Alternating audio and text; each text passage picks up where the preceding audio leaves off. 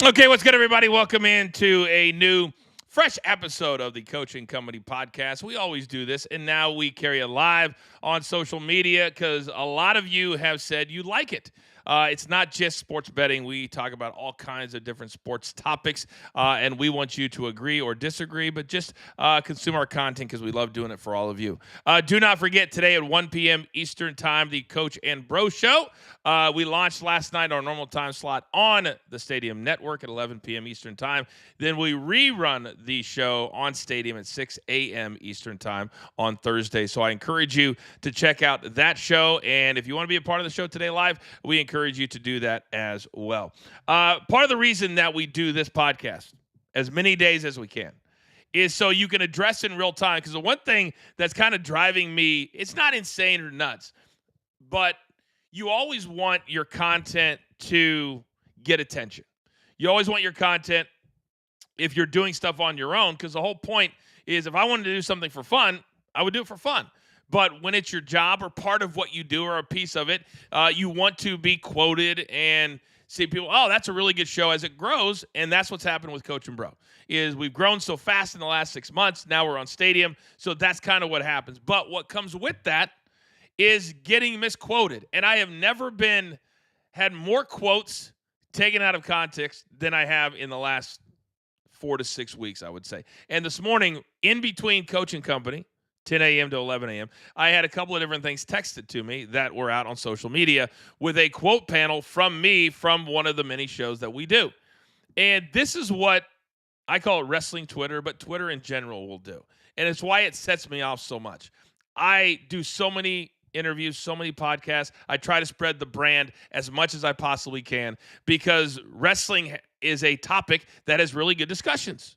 Sports, really good discussions. But there's a lot of people out there that are just looking to bash somebody. And it's not even bashing me. It's how these websites will put up these quotes to get people to click.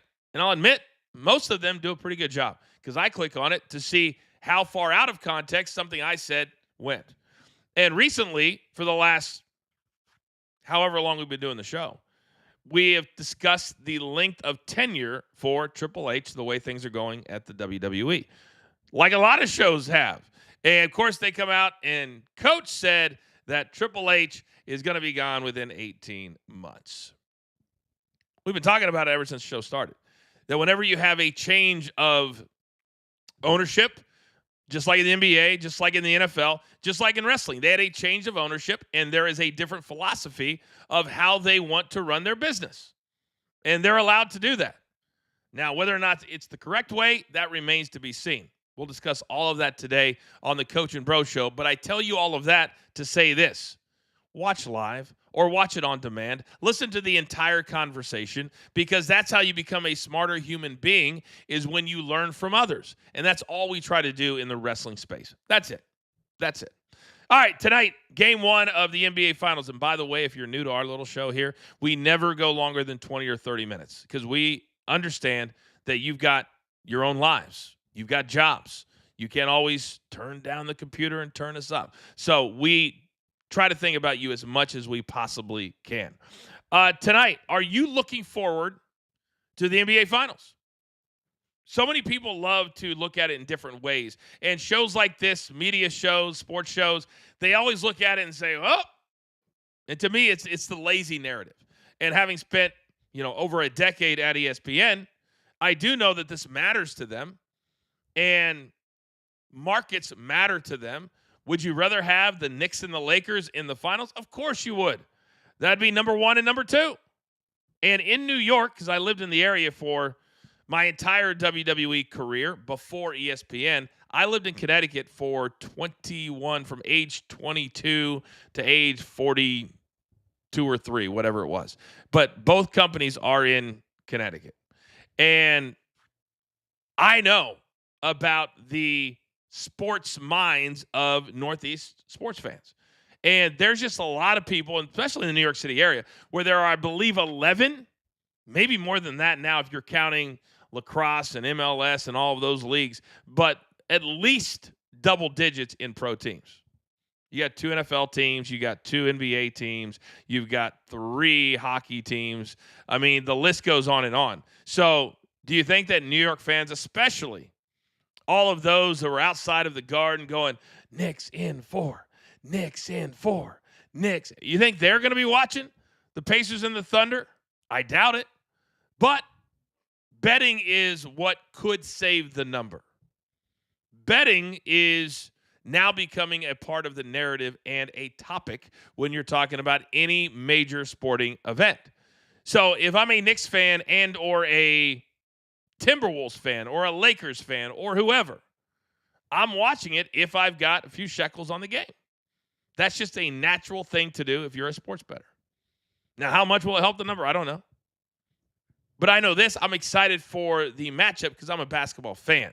I played college basketball. So when you look at this matchup, I know a lot of people think, oh, it's going to be the Thunder in 4 or the Thunder in 5. They're going to blow out the Pacers. The number in game number 1 is 9.5. Some places have 10. I don't know if that's going to be the case. For 3 series now, the Indiana Pacers have been underrated. Every single away game in the Knicks series, they were a significant underdog. And when I say significant, I mean at least 4 or 5 points. Because when you get this far along and there's only 4 teams or now 2 teams, anything over 4 or 5 to me is significant. Tonight's 9.5 currently at BetMGM. The total 230.5. And I love betting totals. But here's where betting totals gets very, very difficult because it was in the playoffs so far. Is you'd have a game that went into the 250s like the Pacers did, or you'll have a game that's in the 170s. Like they had one of those games. And you never really know which one. That's why, to me, I like live betting the total in the game. You kind of get a feeling of how the game is going to flow. Now, where that can bite you is if they get off to a red-hot start, both teams. And now all of a sudden, it's 21-20 with 6 minutes to go in the first quarter. Now, the number is going to be 250, and you can't bet that. So there is some risk to waiting for it. So this number, 230.5. Game number 1, nerves. All you need is one bad quarter to blow up an over. And it's juiced to the under right now at minus 115. Obviously, the books want action on both sides. Move it around. Do we think it's going to go down? Raphael, my numbers guy, thinks that it will. He thinks it'll go down to 229 by the time we tip off tonight. We'll see.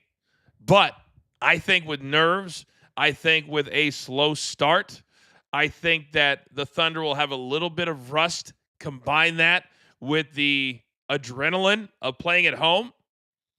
There's a lot of factors that go into why I think this total would be very difficult to play. You ever have those days where you're just your lips and your voice just feel a little dry? Today's one of those days for me. By the way, do not forget, you guys know I'm big into the PFL. I love my role there. We have a brand new coaches corner coming out today with Dalton Rasta and Aaron Jeffrey, the man he's going to fight in Chicago, coming up in 3 weeks. If you are an MMA fan, we just announced yesterday that we are starting fan-friendly pricing, and there will be a $25 tier at every event moving forward, the world over.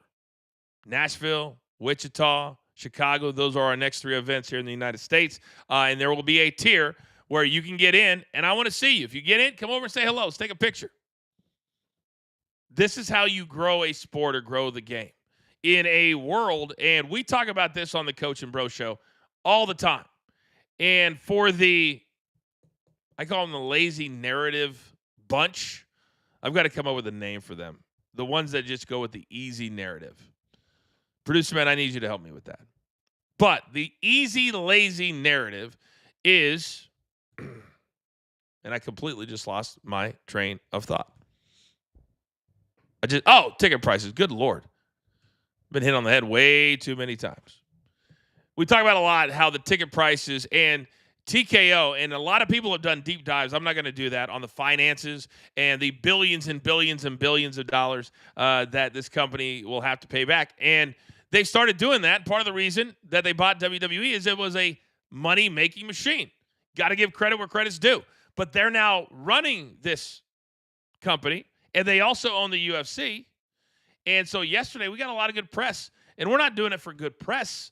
We're doing it because we have a lot of new people that are at the company. And I would encourage you to listen to this from this state of mind, because I want you to really think about the sports and sports entertainment landscape and how it is changing with streaming and cross-promotion and collaborations and all of those types of things. And if you're not thinking about these kinds of things, you're going to get passed by. And so we're starting this fan-friendly pricing because we want people to come in the building and experience what we already know, that we have drawn a line in the sand. We have good young fighters that are exciting. And if they continue to be exciting, they will make a lot of money. But you got to earn that, not just pay guys because that's what they think that they deserve. And right now, the TKO company, for whatever reason, and I'm not part of it, but they are charging ridiculous amounts of money for fans to get in to watch the UFC and the WWE. And I think that's why a lot of us that have spent any amount of time in the WWE, like I have, it's why we speak up. It's why and it's not even that we're complaining. We're just pointing out that the long-term game is about filling up these arenas, getting people in there, growing the sport, pushing the sport, and not saying, man, we had the highest grossing event ever, which is what some places do, not just TKO. They love to announce the gross revenue instead of, oh, how many butts did we get in the seats? This is the long game. You only get to go around once, and that's my mentality now, is I don't take anything that seriously. I take my career seriously, and I take educating all of you and bringing you guys along for the ride, because this is fun. Sports is fun. Sports and wrestling is fun. I also love sports when you get to run into a story that just screams, this guy does things the right way. You're like, Coach, who are you talking about? Talking about Derek Carr, the now retired NFL quarterback who was in the midst of a 4-year, $150 million contract with the New Orleans Saints. He gets injured last year, goes through a bunch of tests, and he had two options. Have surgery, and then he can't play, but still get paid, or have the surgery, or not have the surgery and try to rehab it and see if you could throw it that way, and that would not be 100% also. So he said either way, he was not going to give his best to his football team. So he decided, I can't, quote, take the Saints' money, end quote, because he wouldn't feel right about it. When was the last time that you saw an athlete, no, a human being, turn down, I don't care what the number is, significant amounts of money? And I know he's already made a ton of money, and that's what allows him to do this. But even if he's made a ton of money, this is still $30 million. He did get a roster bonus of $10 million for being on the roster, I believe, March 1st. But I want you guys to think, when was the last time that you saw an athlete turn down money that he was owed by a team? Because most of the time, especially in the NFL, I almost always have the athlete's back, because the NFL has contracts that are as close to wrestling contracts as any sport out there. How WWE used to do their contracts, and I've heard they've changed them slightly over the last 10 or 15 years, but how it used to work is you had a downside guarantee. And that's the same in the NFL. They have downside guarantees. So when you hear a sportscaster say, just look at the guaranteed money. That's why in NFL it'll be like 4 years, 150, 90 million guaranteed. 90 million is the real number, and he can make 150 if he stays on the roster long enough and for the entire contract. So in wrestling, that's kind of how Vince McMahon used to do it. And with the elimination of house shows and the elimination of pay-per-views, that construction of those contracts had to have changed. So how it used to work is, let's use The Rock, for example, and his downside guarantee is $500,000. So every house show, which now the company does not do, they have said they don't make financial sense. I would severely disagree. It's also where guys and the girls can learn how to do their matches together, work with each other in a game environment. To me, house shows are imperative to the growth of any wrestling company that has the ability to do so, because having a real match in front of real people, you can't substitute that in practice. So they've done away with those house shows. So it used to be Rock gets paid $500,000. And every house show, let's say Friday night, we're in Buffalo. The house is $500,000. They have a talent pool. Let's say that's $200,000, 40% of what the house brings in. It's why we have a saying in wrestling, thank you for the house. You walk up to the biggest star, the main eventer, and you thank them for the house. It's a common etiquette thing that is still done to this day, or it should be. So if The Rock makes whatever for that night's show, then the next night we're in Erie, Pennsylvania. Same deal. What's the talent pool? What does everybody make? And that's where good old JR used to walk in, and he was the head of talent relations, and he would just decide, okay, this guy gets 30 grand, 40 grand, whatever. And it was very arbitrary. Very arbitrary. So it really made sense for you to be a good team player, for the office to like you, and more importantly, for JR to like you. Because there was no rhyme or reason. And I did house shows for 3 years. I had like 2 different contracts. And I always got paid like an opening act, I guess, because I had an announcer contract, which is fine. But once you get to the end of the year, and they would add up all of Rock's appearances, or whoever the talent is, and if that person made more than their downside, in this case, $500,000, then everything's good. If for some reason The Rock got hurt or they didn't use him, it was a way to protect yourself, because say he only makes $400,000 at the end of the year, they would then write him a check for $100,000. So that's how it worked. But now because you also got to factor in the pay-per-view bonuses. So back then we had pay-per-views once a month. So let's say Money in the Bank, which is this Saturday. That used to be a pay-per-view. And so somebody's paying $69.99. Now it's a PLE on Peacock, so you no longer have those pay-per-view bonuses to factor in to their contracts. So that's why I say it has to be different. Otherwise, all these talent have lost tons and tons of money. We'll talk more about the business side of this today on Coach and Bro, but that is why NFL players, I'm always on their side. Because that's the one organization where your average length of career is less than 3 years. Because everybody gets hurt. It's physical. It's tough.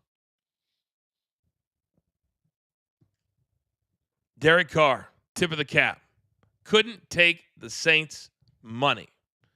Now the Saints, and do you ever wonder why quarterbacks make $50, $60 million? The Saints' choices right now, Tyler Shaw, Spencer Rattler, Jake Hayner. Those are your options right now in camp, under contract, if you're a Saints fan. How good do you feel about that? This is why Patrick Mahomes will always make whatever he wants to make, because there are not enough top-shelf quarterbacks, and the numbers will continue to skyrocket as the licensing agreements continue to skyrocket. Every time a new TV deal is done, players make more money. At some point, we're going to cap out for 20 to 30 years. It can't continue to go up. And I saw a number here. If you want to watch, and you better just get used to it, because this is the way of the world. I've been told this by every fan. Coach, you don't understand business. Okay. If you want to watch every single game this year for the NFL, and this is why the players make so much, is because whoever's in sales in the NFL, it could be the easiest job in sales, but also they're very smart. Over $1,500 you will have to pay this year if you want the capabilities of watching every single game. You got the networks, so you got to pay for cable to get CBS, or if you don't want to do that and you still want to get NBC and all their programming for Sunday Night Football, you got to pay for Peacock. And that's also where the WWE PLEs still live, is Peacock. So you would imagine that their pricing will go up, and they do a really good job of doing like $1, then the next year $1, and so it's not really significant. It's not really noticed, and they'll send you that email telling you, and then you truly go, oh, it's only another $1, and for them, for 100 million people, it's $100 million. So it's very, very interesting how things are going to be consumed and how we get so upset at certain things, but not upset at other things. It's really bizarre. All right, do not forget, we have a busy day today here at The Brand. Weekday Wagers is our afternoon show with DG, Mark, Robbie Hockey. Charles has been appearing on the show as well. I encourage you to not only support it, but subscribe to that channel. It's new. We only launched it like 3 weeks ago, something like that, to separate our sports betting content from our pro wrestling content. Coach and Bro Show today at 1 p.m. Eastern Time. We do that show 2 times a week on Mondays and Thursdays, and then it airs on the Stadium Network at 11 p.m. Eastern Time every single Wednesday night, every Thursday morning at 6 a.m. Eastern Time. And then enjoy the games tonight. It's going to be a lot of fun. NBA Finals is what it's all about. We are into June, so if you're traveling, if you're going on vacations, be careful. Be careful. And take this right here because you got to be able to check us out every single day. Coaching Company, the podcast, all of it. Thank you guys so very much. I am the coach for Producer Man. I will see you, I believe, tomorrow for a Friday edition. There's only one, the Coaching Company podcast.